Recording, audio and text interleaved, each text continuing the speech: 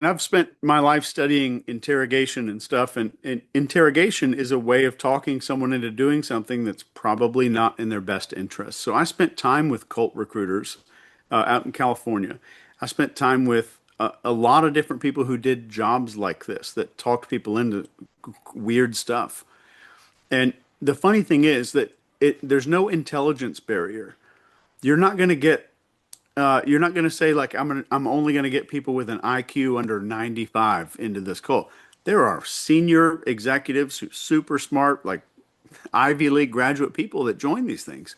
Hmm. So typically what happens is there's an introductory identity agreement. So let's say I want to walk you, let's say I'm talking you into joining a cult, if you don't mind us kind of going back and forth here. Scott, I need a new hobby. Let's go. All right. So you're okay with the barcode tattoo a little bit later, I'm assuming. Oh man. Uh, so so here's how these people do this, and they want somebody. Eventually, somebody's going to be doing some crazy, weird stuff down the line. So initially, when this approach is made, it's just an agreement. I get you to make an agreement about identity. So let's say we start talking, and the only words out of my mouth are, there's so many people in the world who are just living in this little prison, so scared about what other people think of them. And you nodded your head. Hmm. So I've got you to agree that you're not one of those people within about 10 seconds. So Okay. now, so now I've built a little hallway of cognitive dissonance. So now that I've got you to agree to one thing, I'll do a few more things in the conversation to start narrowing that hallway down to where there's just one little solution at the end of it. Will most people agree to that or not always? And if I don't agree, then use a different tack. I think most people, 99% of people will agree. Okay. But it's And still a yes ladder that takes me down your primrose path. yeah. And maybe just 2 minutes later in the conversation, I might say something like, well, Brian, I really appreciate talking to you, man.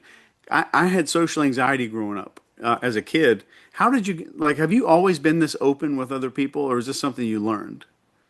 The moment that you answer that question, then you've made an agreement not to shun people who fear other people's opinions. Right. And now you're giving me advice or answering on how you're so open. So I'm kind of like now opening your mind up to different possibilities. So it is a slippery slope that feels like it might be a compliment here, a compliment there, maybe a question about you. But what that's doing, those are hacking your identity. It's not changing who you are when you go home at the end of the day, but you made an agreement in front of another person that you are this. So that builds a hallway that's each wall is made out of some kind of cognitive dissonance. I have mental stress if what I said I was and my behavior are not lining up. And no So one's by immune to this stuff. Even if you think you're the tough guy, even if you're the best poker player in the world, you're saying, I think I've seen some of your statements before that we're all still the same software and hardware and we're all susceptible to this. Is that kind of what you assert?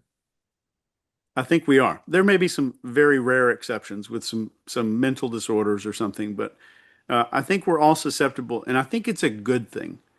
I think if none of us were immune to this, we wouldn't have social norms. We wouldn't like when you and I both, like if it's 2 in the morning and we're driving home, there's not a single car on the road, and we come up to a stop sign, just the thought of just like running it and going through just kind of produces discomfort in us. And that's our tradition, like our need to follow along with what the tribe is doing. So I think if we're born with those things, it's good.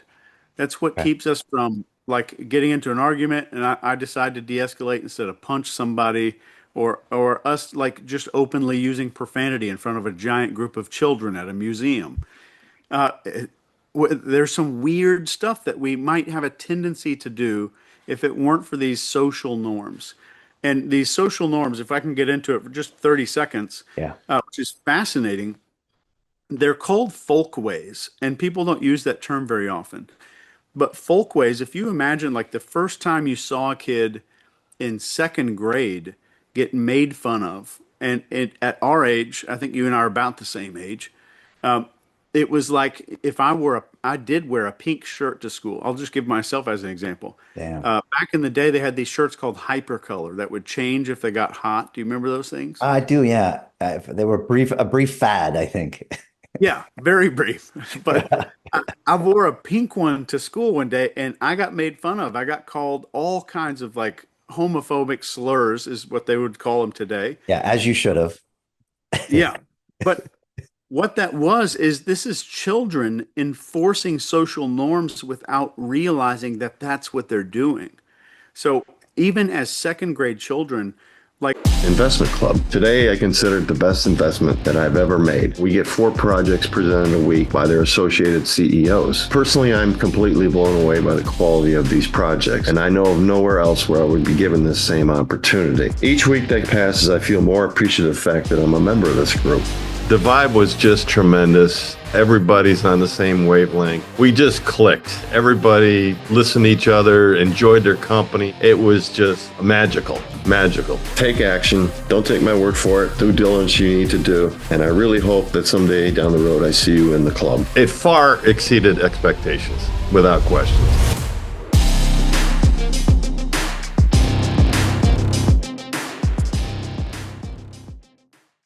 where somebody does something odd or outside the group and people make fun of them, and that enforces conformity. So even as children, we get this weird instinct almost to help enforce some of these norms. Some of these norms, like when other people are doing stuff like that we saw in 2020 and all this, some of the other stuff are stupid.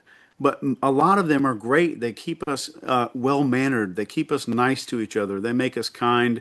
They make us like get in front of somebody on the highway and still, even if we'll never see them again, we still kind of do the old Yeah. wave thing when somebody lets us in. And those are great parts of it. So I don't think it's a bad thing. Okay. So you were kind of walking me through that interrogation, or maybe even that cult induction.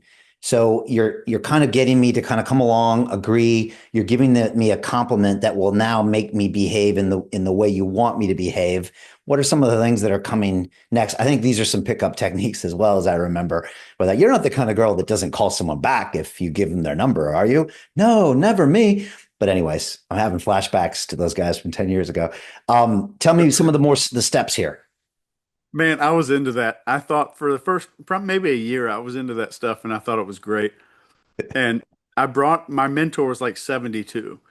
And I brought this pickup book, and like he was buying me lunch, and I slapped this thing down on the table. I was like, "You're not gonna believe this." And he was like, "I want you to do me a favor." And I'm sorry to sidebar this, but it's great that he was like, flip to a random page in this book and show me that any page on this book is not teaching you a way to fake like you're a man and that you have your stuff together. And I was that day, I flipped through and I took his challenge. I was done from that day on. Was the book The Game by Neil Strauss? It, no, it was a Maybe one different of book. the other pickup guys. You know, you have a good point there. One thing I will say as a compliment to the pickup guys is that as they go down this route of trying to get better with women, the majority of them actually end up looking inside. And so I would say that those are the guys that actually develop faster, self-develop to build that real confidence and to build a man they're proud of faster than almost any other people that I've seen out there. Now, sometimes it takes some time, but one thing I would say about that community is a lot of times they really finally see, wait a second, instead of doing all these tricks, I could just become the guy. So I will say that to them. I don't know if you went that far there, but Absolutely. And I think, like, if you go on LinkedIn or anything, you're going to see these articles like 12 ways to command respect like a CEO, all of this kind of like BS stuff. And you open the article and it's like, make really solid eye contact, speak louder, good posture, just all of this stuff. They're teaching you symptoms of confidence instead of the cause of confidence. right. So like I can wrap you in a heating blanket and squirt water in your nose. It doesn't give you COVID. It's giving you some of the symptoms, right, of COVID. So we're learning these symptoms, and after a while, we're like, well, what if I did something that shifted me as a person, where all of those things were a byproduct of me just making that shift? And that's, I totally agree with you, man. That I think that's that shift to internal, and we make some of these adjustments, and all those things are kind of a byproduct. But let me tell you this final phase of the interrogation Yeah. cult recruiting process here. So there's a few more tactics that they might use. But keep in mind from the beginning, there's compliance escalation. Even if it's like right as the conversation starts, I'll step to the side 8 or 9 inches and get you to start reorienting yourself to me. I'll point and make you look where I'm pointing. So I'll get your neurology to start saying, I'm complying, I'm complying, I'm complying. So it's like by the time that I need you to do something greater, it feels like logical. It feels like you've been doing all of this and subconsciously, you feel like it's a logical next step. But then we get to this kind of close of the cult recruiter or interrogator, either way. And you want to do four big things, and that's socialize, minimize, rationalize, and project. So socialize meaning everyone will understand if they had this information. You're not going to be judged by other people. Minimize, it's not a big deal.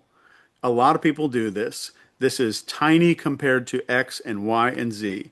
Rationalize, and in this phase, we're saying anybody in your position with all this information would do the same thing. And I think this makes sense. If we look back on this and this and this is the logical, obvious next thing to do.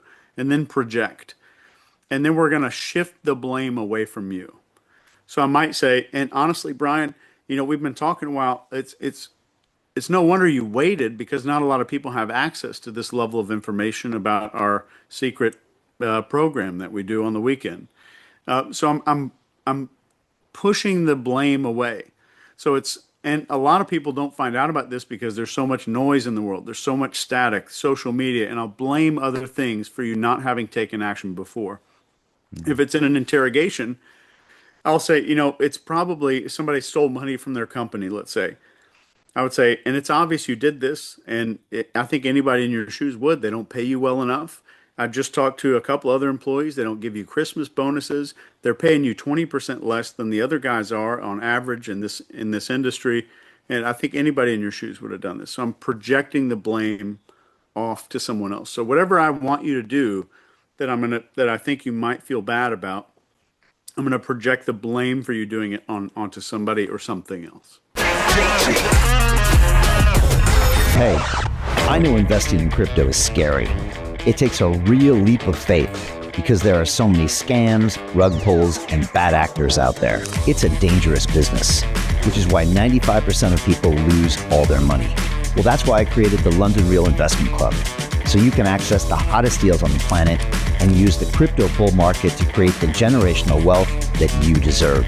Join my team of over 100 people from around the world that are making millions of dollars behind the scenes investing in blockchain, AI, Web3 games, DeFi, Bitcoin, and more. Don't miss out. Click the link below to book a call with one of my team now. But hurry, this bull market will end soon. I know investing in crypto can be scary. That's why you gotta join the investment club. Pull the trigger. Let's do this.